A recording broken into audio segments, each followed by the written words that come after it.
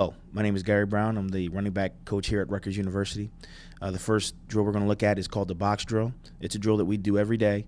We feel is that it's important that our backs cut off the right foot and do the right things with their weight and distributing their weight and all those things. There's two types. There's a straight box and there's a diagonal box. So we're going to look at both of those here in this drill. As you can see right there, we want to put our foot in the ground and burst out. If you watch the backs here, they're all distributing their weight well, dropping their hips, making sure that when they do make their cut, that their body weight is down and they're exploding out.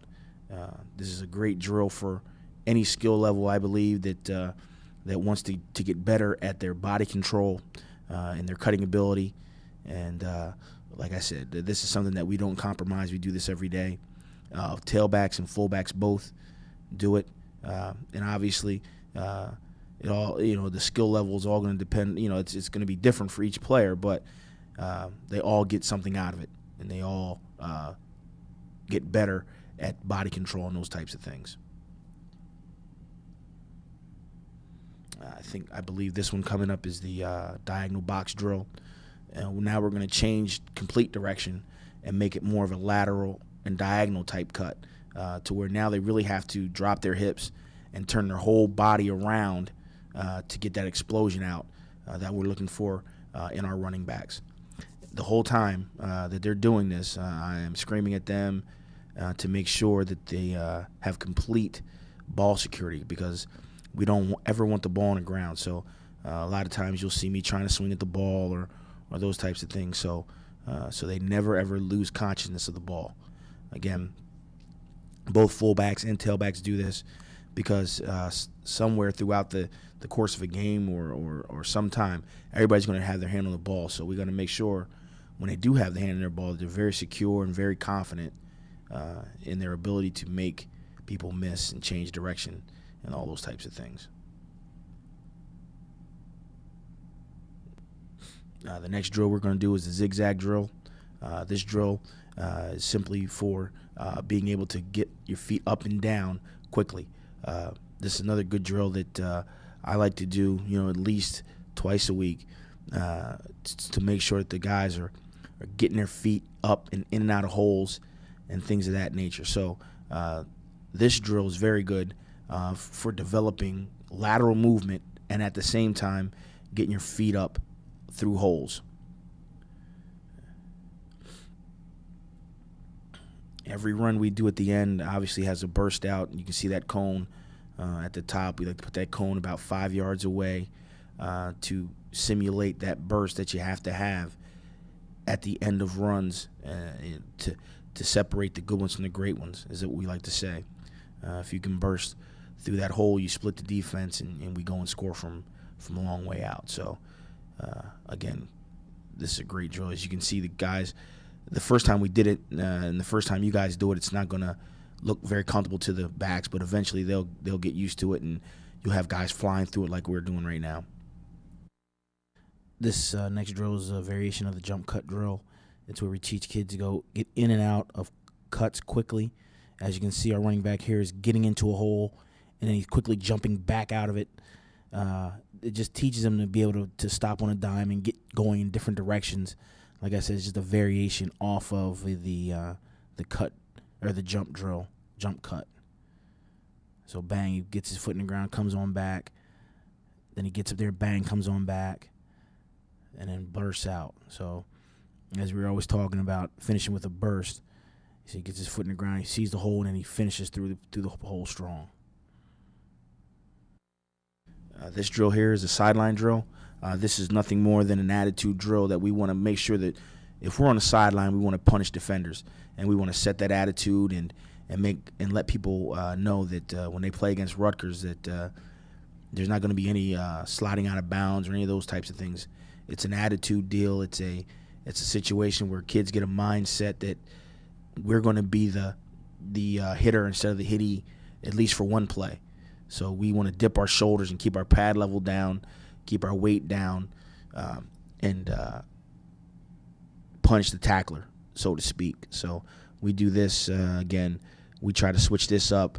At least we try to get this at least once or twice a week, during our practice session. So, and it's guys are going to get knocked out of bounds, and you as coaches don't worry about that. The key is that you want to see guys with their pad level down, that they're delivering the blow on the sideline. And you can do this anywhere, as you can see. We can't do this really on the sideline, but any line that you have on your field, you can work it out. And you don't need a lot of expensive equipment. You can do this with little hand shields, or you can do it with guys just pushing guys out of bounds. This drill is it's a good drill for balance and ball security. What we do is you put one hand down. We set the bags in almost like a circle shape, and the guys have to keep a high and tight presence on the football, and with their hand on the ground, be able to get their feet up over the bags quickly. As you can see right there, we want to be able to switch that ball quickly and get moving in the drill. Obviously, this is the first time I believe they did it, so they've gotten a lot better. But what this drill teaches is balance on one hand, being able to keep a smooth running motion, being able to concentrate on the football, and not lose any of your running ability while you're in an awkward position, and not lose sense of the football when you're in an awkward position.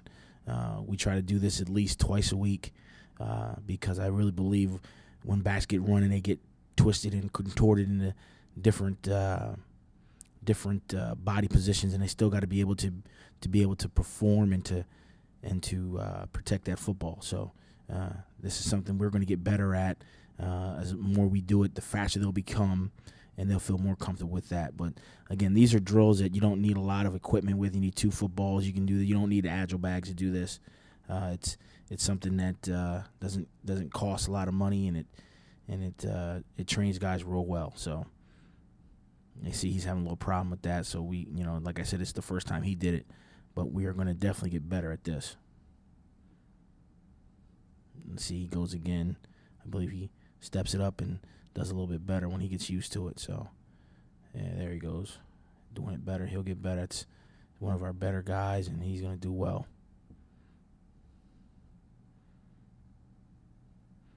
Again, guys doing it well, getting used to it, and bursting out at the end. The key, I feel, at the end of everything you do as a running back, you got to burst out at the end and get used to and get comfortable with finishing through the cone and being able to burst and get into space and run and do all those things that make you great. Ball handling, we do this every day with our quarterbacks. We have a couple shots, but we do mostly all of our run game every day. Whatever's going to be installed that day, we'll get with the quarterbacks and do this ball handling drill. So as you all know as coaches, it's very critical that we don't want to put the ball on the ground. That's an outside stretch right there. This right here is a counter toss. So we want to make sure that we're doing everything correctly and we're getting downhill and doing what we have to do. This is the run block section. I believe that everybody needs to know how to do this, run tailbacks and fullbacks. What we like to teach is we want to keep our head up and throw the hands in an upward motion, almost like you're going to try to impale the defender. We put the boards down there so we make sure our base is strong, and at the same time we finish going upward.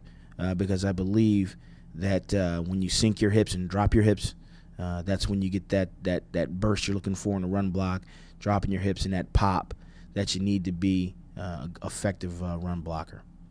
Routes, these are some of the routes that we do here at Rutgers. A lot of routes we do here for the running backs are swing routes and checkdowns. We talk about turning 6 yards into 60 when it comes to the running backs catching balls. So we take a lot of pride in being good route runners. What I like to tell the guys is you got to be total football players and just not running back. So we enjoy our role in the pass game, and we this year hope to be a huge part of it. Right there that you just saw right there was a typical check down. Usually it's around 3 or 4 yards. Get your shoulders turned around quickly and get your numbers to the quarterback so he can hit you right on your chest, and again turn those 6-yard gains into 60-yard gains. Those are those hidden yards that people really don't talk about, but we emphasize those here at Rutgers.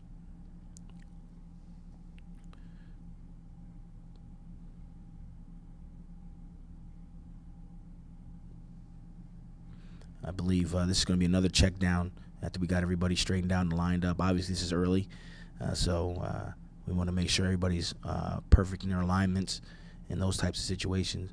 But you'll be able to see, we check our protection, we burst in and turn around, sit down, burst out. Those are the things that go unnoticed and are very critical to our success here at Rutgers. Here's pass pro. Again, this is something that we take pride in, not getting the quarterback sacked. What we like to teach our guys is you got to keep your head up. You block with your eyes first, and your feet will follow. So we say that all the time. We say that every time we go out and pass pro. So the first thing we do is we learn how to do it amongst ourselves, just to learn how to fit it correctly and do the things that are technically sound when it comes to run blocking. That's another good one. Keeping your head up, moving your feet, seeing what you're going to block. But then eventually we will take turns with the linebackers. You'll see that here in a second. All right. So we're always trying to be perfect with our pass pro. We don't, in our room, we take pride in not giving up sacks. We feel as though we're the last line of defense for the quarterback.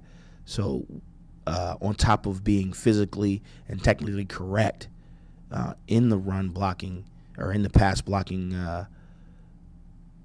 part of our game, we want to make sure that we're mentally strong too. Here's where we go against linebackers. This is a very exciting drill. It's something where everybody gets wound up and gets excited about it because, you take pride in it. They take pride in it to getting the quarterback. We take pride in protecting the quarterback. So we take pride in this. Obviously, we're trying to use all the techniques that you saw earlier when we go against regular people by keeping our head up, striking, and running our feet. All right, right there, he could have finished that one, but we're going to work on him with that one. Here's a good one. Strikes him, keeps his feet moving, keeps going, keeps finishing the block. This is what we call skelly. This is something more in the pass game where we have to be precise. We talked about with our routes with the quarterback. You'll see some shots here where we directly affect the play in a positive way because we snap into our routes and we do what we have to do when it comes to pass routes. Here you're going to see the back do a swing route, and he opens the post up here at the top of the screen as you can see. He bursts out. He affects that flat defender. We get the post inside. Those are the types of things that we like to do. We take pride in it because, as all you coaches know, football is a team sport, and everybody has to do their job. You'll be able to see it more clean right here. Our tailback directly affects the flat defender, which in turn opens up this post route for our wide receiver out here on the left-hand side.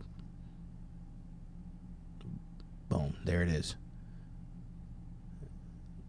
So we feel as though we're a direct part of that success of that play.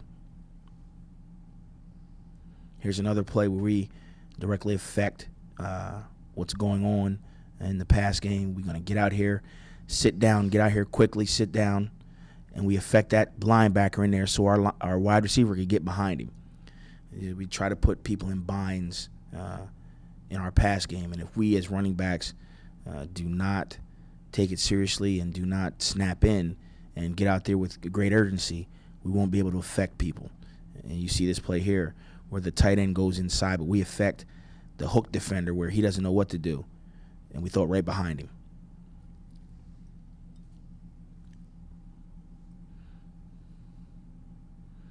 This play coming up is going to be for our fullback, an out and up situation.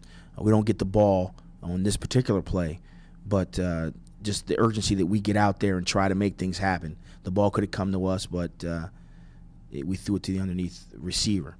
But I just wanted to show this play because of the urgency it is. When we get the ball, when we don't get the ball, has to be the same. So our fullback here goes up, runs a little wheel route, doesn't get the ball, but at the same time, he affects that linebacker so the tight or the wide receiver can get in there underneath him. This is probably the most important thing we do here at Rutgers is ball security. As you coaches know, there's no way you can win a football game putting the ball on the ground. And we take great pride here not putting the ball on the ground as running backs. I think it's a direct link between winning and losing, as you guys know. So we're going to look at a couple drills that we do here to make sure that we do not put the ball on the ground. This one here is basically just putting the back in a uncomfortable position and take shots at him. I mean, I don't really know if this is you're going to get this type of situation in the game, but you will get situations where guys are putting their hand down or going forward when they're leaning forward and guys taking shots. So the spin part is just a way just to get more shots at him, but the key is to try to smack that ball with bags and things of this nature to make him aware that you have to keep pressure on the ball at all times, that you never know when that shot's going to come, where they're going to put a nice shot on the football, or what they feel is a nice shot on the football, and that ball's going to come flying out. So this is just something just to keep them aware and train themselves not to ever be loose with the football.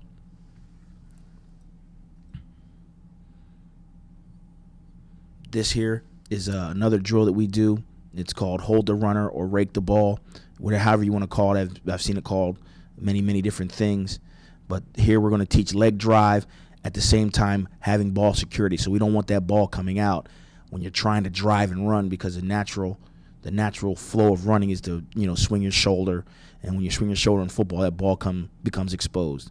So this drill teaches us to have that same leg drive, and at the same time keep that ball high and tight.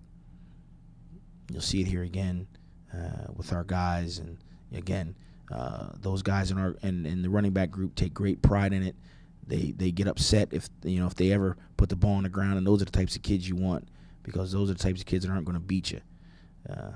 They take as much pride in it as you do.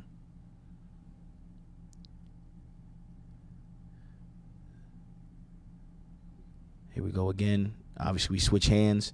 We want to rake at it as many times as we can. We never let the ball carrier know when that rake is coming, because obviously we don't want him clinching up on the ball and teaching bad habits, because you never know when that situation is going to come where a defender is going to swing at the ball or take a stab at it or whatever.